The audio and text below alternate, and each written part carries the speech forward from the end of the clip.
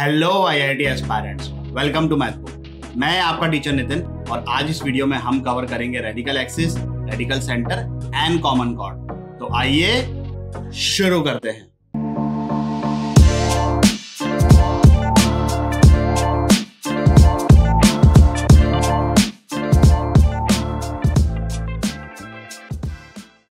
Radical axis, locus of point from where length of tangent on two circles.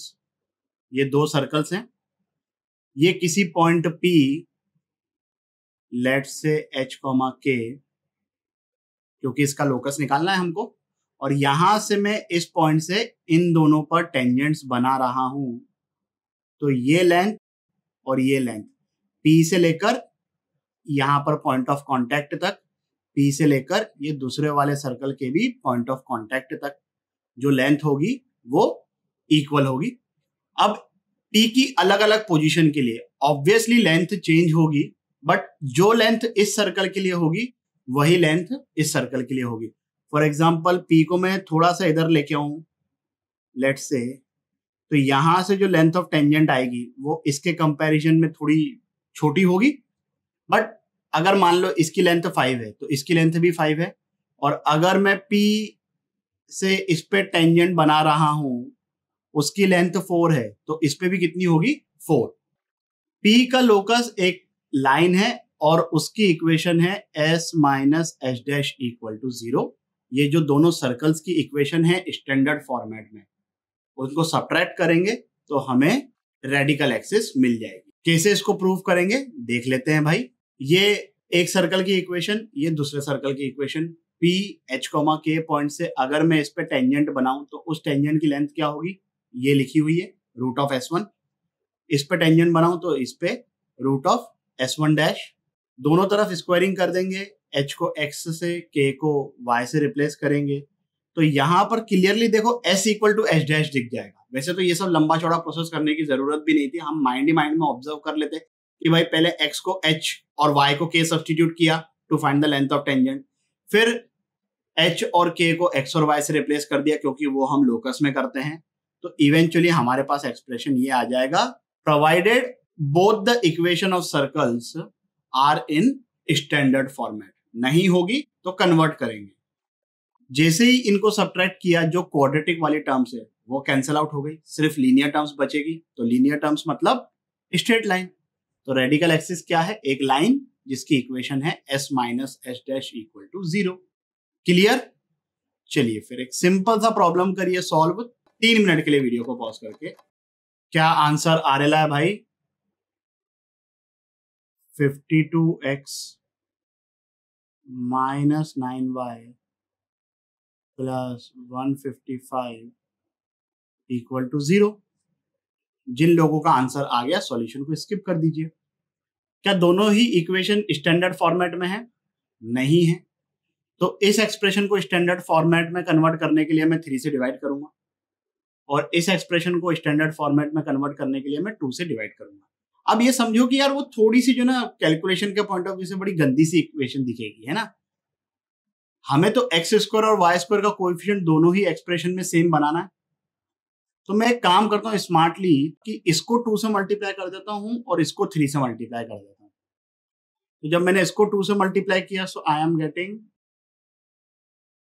और फिर इसको मैंने 3 से मल्टीप्लाई किया, सो नीचे वाली इक्वेशन में से ऊपर वाली इक्वेशन को सब्ट्रैक्ट कर दिया तो हमें मिल गया 52x minus 9y plus 155 equal to 0। बात समझ में आई कि ऐसा क्यों किया। लॉजिकली ये सिंपल था। ऑफिशियली जाए तो इसको 3 से डिवाइड करो, इसको 2 से डिवाइड करो, फिर सब्ट्रैक्ट करो। ऑब्वियसली बड़े गंदे से एक्सप्रेशन आते, नीचे एलसीएम वेलसीएम लेना पड़ता, 6 तो आता ही, उसको फिर सिंप्लीफाई करते तो ये आंसर आ जाता। चलिए फिर आगे बढ़ते हैं। 5 मिनट के लिए वीडियो को पॉज करिए और इस क्वेश्चन को सॉल्व करिए। चलिए भाई, इसको मैं 2 मेथड से सॉल्व करूंगा। एक तो अपना पहला मेथड जिसमें अपन इक्वेशन मान लेंगे। अच्छा, ये ध्यान भी रखना है अपने को, मैं एज अ प्रॉपर्टी बाद में लिस्ट करवा दूंगा।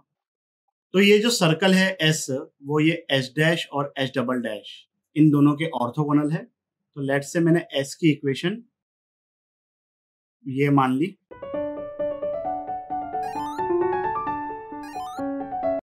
अब ये सर्कल इसके ऑर्थोगोनल है, इसका मतलब ये हुआ 2g dash plus 2f dash is equal to c plus c dash, और ये सर्कल इसके भी ऑर्थोगोनल है, मतलब 2g double dash plus 2f double dash is equal to c plus c double dash.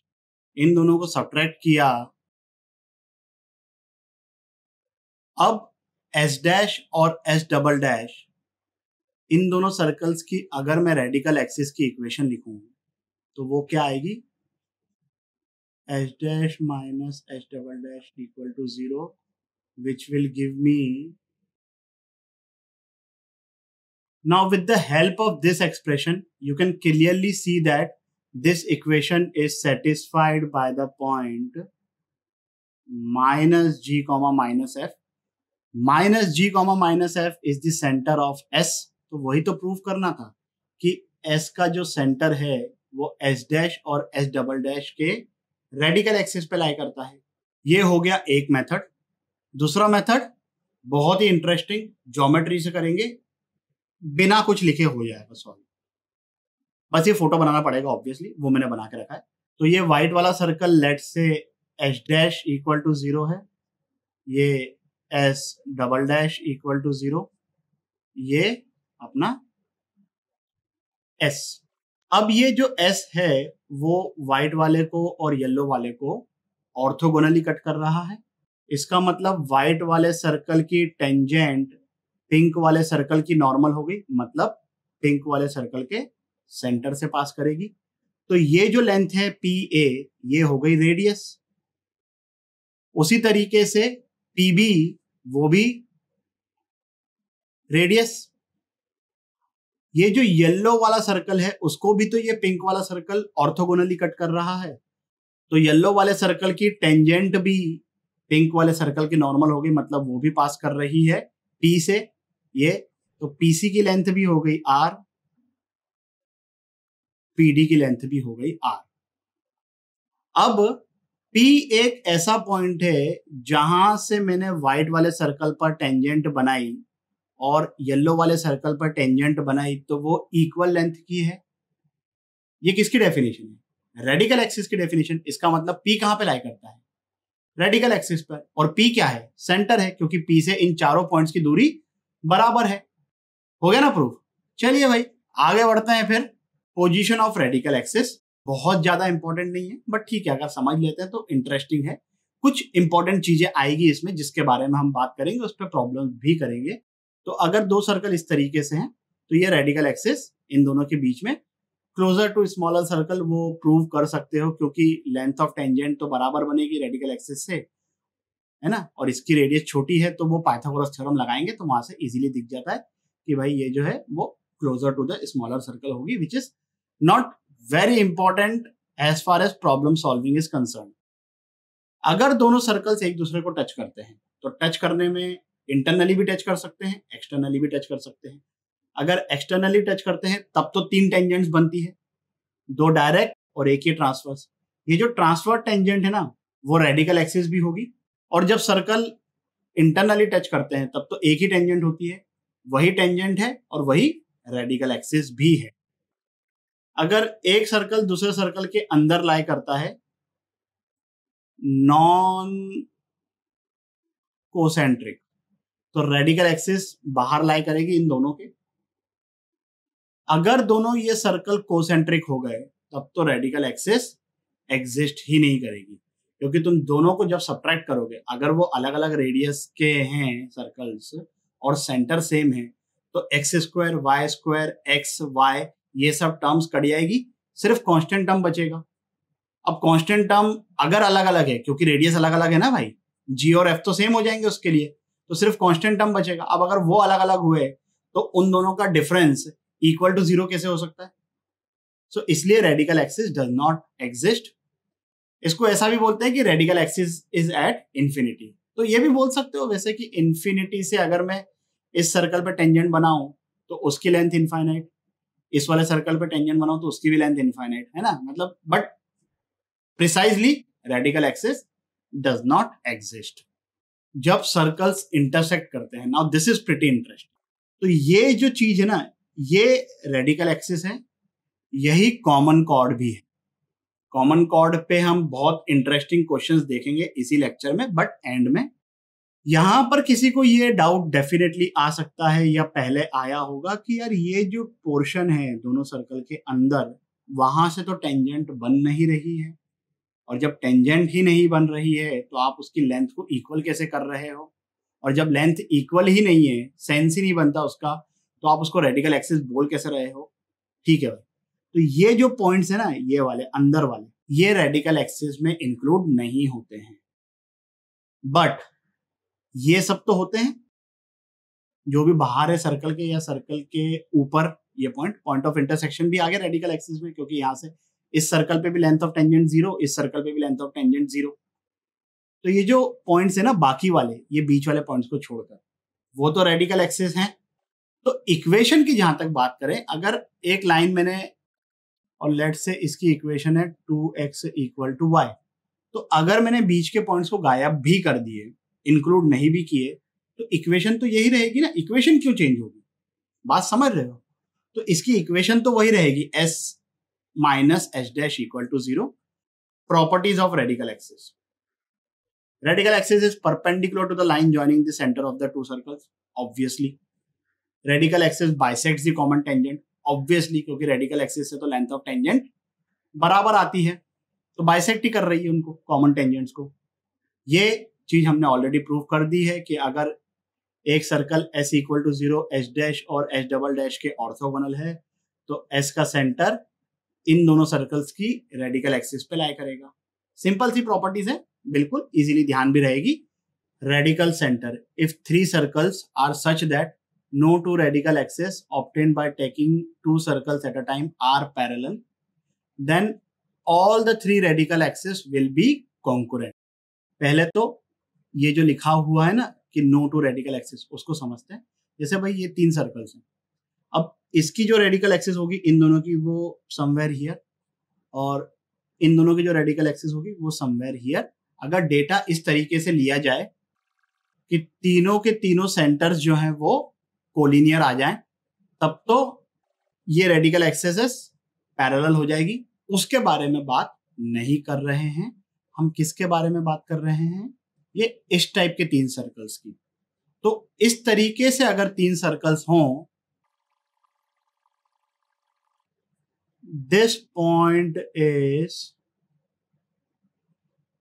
radical center। Radical axis क्या होती है, जहां से लेंथ ऑफ टेंजेंट बराबर आती है। ये पॉइंट तीनों ही रेडिकल एक्सिस पे लाई करता है, तो ऑब्वियसली इस पॉइंट से अगर मैं येलो वाले सर्कल पर, ब्लू वाले सर्कल पर, व्हाइट वाले सर्कल पर टेंजेंट ड्रॉ करूं, तो तीनों की लेंथ सेम आएगी। 5 मिनट के लिए वीडियो को पॉज करके इस क्वेश्चन को सॉल्व करिए। क्या आंसर आ रहा है, रेडिकल सेंटर आ गया 2, and that length is coming out to be 2। जिन लोगों का आंसर आ गया है सॉल्यूशन को स्किप कर दीजिए। ये 3 सर्कल्स दे रखे हैं जिनकी ऑब्वियसली 3 रेडिकल एक्सिस होगी। हम कोई से 2 रेडिकल एक्सिस निकाल लेते हैं, या चाहो तो तीनों निकाल सकते हो वेरीफाई करने के लिए। तो पहले सर्कल और दूसरे सर्कल की अगर मुझे रेडिकल एक्सिस निकालनी है, तो यहां पर तो स्टैंडर्ड इक्वेशन नहीं है। Either you divide this second circle की इक्वेशन बाय 2 और multiply the first equation by 2। I think multiplying the first equation by 2 will be slightly better। अब इस इक्वेशन में से मैंने इस इक्वेशन को सब्ट्रैक्ट किया तो मुझे मिल रहा है, अब पहले वाले सर्कल और थर्ड वाले सर्कल, इन दोनों की रेडिकल एक्सिस में निकालता हूं, तो थर्ड वाले में से पहले वाले को सब्ट्रैक्ट करूं, इन दोनों को जब सॉल्व करोगे तो इनका पॉइंट ऑफ इंटरसेक्शन तो 2, -1 मिल जाएगा। वो हो गया हमारा रेडिकल सेंटर। अब ये बोल रहे हैं कि लेंथ ऑफ टेंजेंट भी फाइंड करो। इसका मतलब है कि 2, -1 से मैं इस सर्कल की या इस सर्कल की या इस सर्कल की, तीनों में से किसी की भी लेंथ ऑफ टेंजेंट निकालूं वो बराबर आएगी। बस ये ध्यान रखते हुए कि सेकंड वाले एक्सप्रेशन को हमको पहले स्टैंडर्ड फॉर्मेट में कन्वर्ट करना पड़ेगा। Third will give you the fastest answer, second वाले में थोड़ा सा कैलकुलेशन ज्यादा हो जाएंगे। तो थर्ड वाले से अगर मैं लेंथ ऑफ टेंजेंट निकालूं, सो रूट ऑफ S1 मतलब 4 + 1 - 1 and this will come out to be 2। एकदम सिंपल। आगे बढ़ते हैं, जिसपे हम बात कर रहे थे कि बहुत ही इंटरेस्टिंग क्वेश्चन बनते हैं कॉमन कॉर्ड। कॉमन कॉर्ड क्या होती है भाई? अगर दो सर्कल इंटरसेक्ट कर रहे हैं तो वो जो रेडिकल एक्सिस है S - S' = 0, वही कॉमन कॉर्ड होती है। क्वेश्चन सॉल्व करते हैं। Questions are interesting. 10 मिनट के लिए वीडियो को पॉज करिए और इस क्वेश्चन को सॉल्व करिए। चलिए भाई, क्या आंसर आ रहा है? 6, -18/5। जिन लोगों का आंसर आ गया है सॉल्यूशन को स्किप कर दीजिए, जिन लोगों का नहीं आया देख लीजिए। पहले क्वेश्चन समझते हैं फोटो बनाकर। चलिए भाई, ये है अपना पहला वाला सर्कल, x² + y² = 12। ये सर्कल जहां पे ये दूसरे वाले सर्कल को इंटरसेक्ट कर रहा है इन दोनों पॉइंट्स पर, तो ये पहले वाले सर्कल पर मैंने टेंजेंट्स बनाई और जहां पर ये टेंजेंट इंटरसेक्ट कर रही है ये पॉइंट अपने को करना है find. Let's call that point x1, y1। ये लाइन जो है पिंक वाली, वो क्या है? Common chord. कॉमन कॉर्ड की इक्वेशन S - S' = 0, तो क्या आ रही है? 5x - 3y - 10 = 0। अब थोड़ी देर के लिए व्हाइट वाले सर्कल को भूल जाइए। इस पॉइंट P के रिस्पेक्ट में इस सर्कल के हिसाब से देखूं तो ये जो लाइन है वो क्या है? Chord of contact. मैंने बताया था कॉर्ड ऑफ कॉन्टैक्ट में सिर्फ फोटो बनाओ, दिखने लगेगा, दिखना चाहिए। तो कॉर्ड ऑफ कॉन्टैक्ट की इक्वेशन T = 0। दोनों ऑब्वियसली सेम लाइन को रिप्रेजेंट कर रहे हैं, तो इक्वेशंस आर कंपैरेबल। कंपैरेबल का मतलब x का कोएफिशिएंट इन द ऊपर वाली इक्वेशन बाय x का कोएफिशिएंट इन द नीचे वाली इक्वेशन, y का कोएफिशिएंट इन द ऊपर वाली इक्वेशन बाय y का कोएफिशिएंट इन द नीचे वाली equation is equal to the constant term in the ऊपर वाली equation upon constant term in the नीचे वाली equation, provided the constant terms are on the same side of the equal to. तो यहां से x1 की वैल्यू आ गई 6 and y1 comes out to be -18/5। Easily ये सॉल्व हो गया जस्ट बाय कंपैरिजन। ये पॉइंट ऑफ इंटरसेक्शन तो हमने फाइंड करे ही नहीं। मतलब अभी तक देखो तो कोई भी ऐसा क्वेश्चन नहीं किया है हमने, जब दो सर्कल्स इंटरसेक्ट कर रहे हैं तो हमने पॉइंट ऑफ इंटरसेक्शन कभी फाइंड किया हो। Until and unless examiner directly point of intersection ही पूछ ले तब बात अलग है। बाकी और किसी जगह पे भी हमें पॉइंट ऑफ इंटरसेक्शन कभी भी फाइंड करने की जरूरत नहीं पड़ेगी। सबके अल्टरनेट तरीके होते हैं। All you have to draw the figure and think logically, दिखने लगेगी चीजें। चलिए फिर, अगर दिखने लगी है तो फिर इस क्वेश्चन को सॉल्व करिए ना 5 मिनट के लिए वीडियो को पॉज करके। चलिए भाई, क्या आंसर आ रहा है? 10। सरकमफ्रेंस को बाइसेक्ट करना, सरकमफ्रेंस को बाइसेक्ट करना और एरिया को बाइसेक्ट करना, these two are different things. Circumference को बाइसेक्ट करने का मतलब समझते हैं। तो ये पिंक वाला अपना ये पहला वाला सर्कल, ये येलो वाला ये दूसरा वाला सर्कल। अब ये दूसरा वाला सर्कल पहले वाले सर्कल के सरकमफ्रेंस को बाइसेक्ट कर रहा है।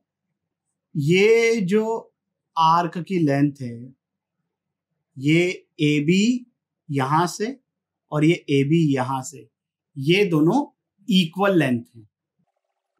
ये लेंथ कितनी? πr, और ये भी कितनी? πr।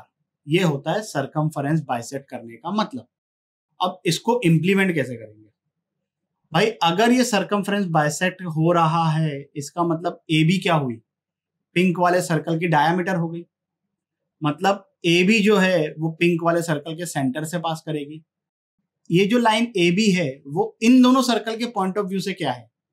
कॉमन कॉर्ड, तो पहले इन दोनों की हम कॉमन कॉर्ड निकाल लेते हैं। ये जो कॉमन कॉर्ड है ये पास कर रही है ये वाले सर्कल के सेंटर से, क्योंकि वो इस सर्कल की डायमीटर है। तो ये वाले सर्कल का सेंटर 1, -4, 1, -4 इसमें सब्स्टिट्यूट कर दिया तो 6 - 16 + p + q = 0। तो यहां से p + q आ गया 10। इस वीडियो के लिए बस इतना ही। आशा करता हूं कि आपको ये टॉपिक भी अच्छे से समझ आया होगा। अगर समझ में आया हो तो लाइक, कमेंट, सब्सक्राइब करें और अपने दोस्तों के साथ भी शेयर करें। अगले वीडियो तक के लिए सावधान रहें, सुरक्षित रहें। जय हिंद।